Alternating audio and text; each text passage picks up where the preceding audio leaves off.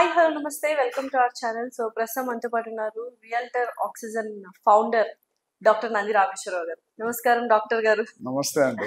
So చాలా సార్లు మనము రియల్ ఎస్టేట్ ఏజెంట్స్ ఎలా మాట్లాడాలి అని తెలుసుకున్నాము. బట్ రియల్ ఎస్టేట్ ఏజెంట్స్ ఎలా మాట్లాడకూడదు, ఏం మాట్లాడకూడదు అనుకుంటాను మీరు అనేది. అంతే. అది చాలా ఇప్పుడు దీనికి సింపుల్ సినిమా డైలాగ్ చెప్తా. అత్తారింటికి దారేది. ఎక్కడ తగ్గాలో ఎక్కడ నెగ్గాలో సార్కి తెలుసు అని చెప్పదు ఎంఎస్ నారాయణ అంటాడు సినిమా చూస్తే. అది హైలైట్. సినిమా అంతా క్లైమాక్స్ లోనే హిట్ అయింది. సినిమా అంతా మొదటంతా బాగున్నాయి పాటలు, కానీ ఆ లాస్ట్ రైల్వే స్టేషన్ సీన్ లో మాక్సిమం ఆడియన్స్ క్యాప్చర్ చేశారు. సో ఏజెంట్ గా జనరల్ గా మన ఫీలింగ్ ఏంటంటే మనకు అన్ని తెలుసు, ఆపోజిట్ వాడికి ఏంటి. అది ఒకప్పుడు జమానా 30 years బ్యాక్ మనం అనుకున్నాం. ఎందుకంటే మార్కెట్ లో తిరిగేవారు కదా, లేడీస్ అనేది బయట అడుగు పెట్టేవారు కాదు. ఇప్పుడు ఏమవుతుందంటే వీళ్ళు తిరిగి కస్టమర్ మాట్లాడినీరు. ఫస్ట్ వీడు చెప్పేది చెప్తూ, లేడీస్ అయినా జెంట్స్ చెప్పేది చెప్తూ పోతారు. అసలు రియల్ ఎస్టేట్ ఏజెంట్ గా రోల్ ఏంటో తెలుసుకో. ఫస్ట్ నేను ఆల్వేస్ చెప్తాను, రోల్ క్లారిటీ, గోల్ క్లారిటీ ఉండాలి. ఆ రెండు క్లారిటీ లేదు you will head towards dead end. మీరు డార్క్ లో ఫైర్ చేస్తారు, ఎప్పుడు షూట్ చేస్తారు, చస్తాడు ఎనిమి, చావడాడు. ఇక్కడ కూడా అంతే కదా, మీరు డార్క్ లో. సో ఆ కస్టమర్ ని అలౌ చేయాలి. మనం 20% 25% ఉంటే 80% వాడిని మాట్లాడాలి.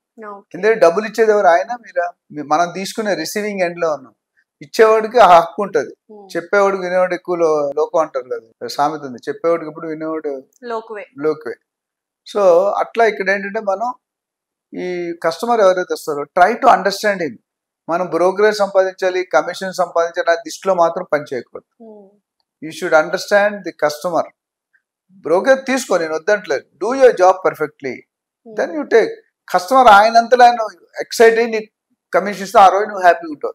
తిట్టుకొని ఇచ్చాడు వీటికి అనవసరంగా ఇస్తానంటే you have done this satisfied job.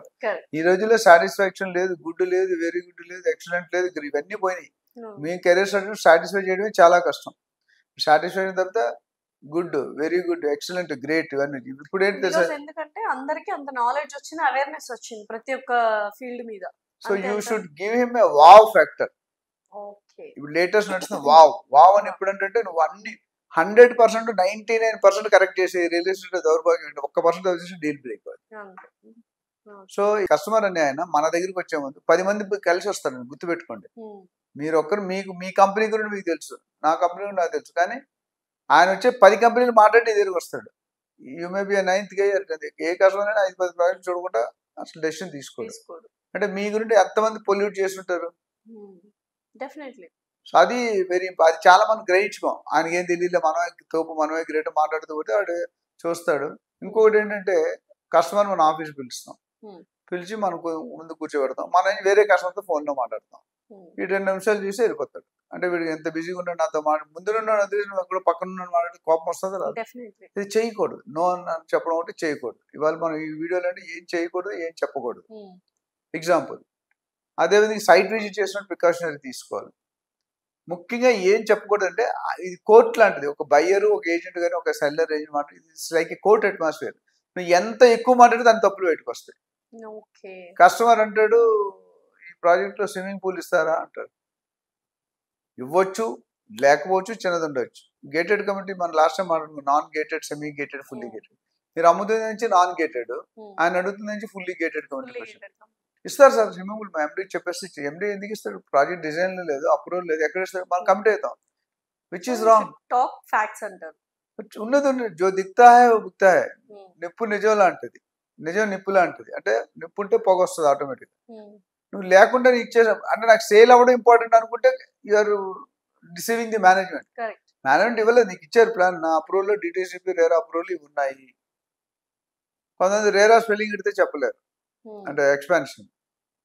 DTCP అంటే చాలా 100కి 80 ఏజెంట్లు తెలియదు డిటిసిపి. ఇప్పుడు కొద్దిగా ఇంప్రూవ్ అవుతున్నారు.